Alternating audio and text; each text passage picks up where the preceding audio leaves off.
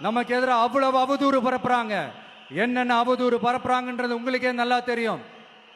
ஆனா அவங்களுக்கு தெரியாது, என் மேல அவதூறு பரப்புனா அது மக்கள் மேல அவதூறு பரப்புற மாதிரின்னு, தெரியலன்னு சொல்ற மாதிரின்னு. என்ன அசிங்க அசிங்கமா பேசினா அது மக்கள் அசிங்க அசிங்கமா பேசுற மாதிரின்னு. எனக்கு எதிராக செய்யற ஒவ்வொரு செயலும் அது மக்களுக்கு எதிராக செய்யற செயல் அவங்களுக்கு தெரியாம போச்சு. இந்த விஜயும் மக்களும் வேறு வேறு இல்லை.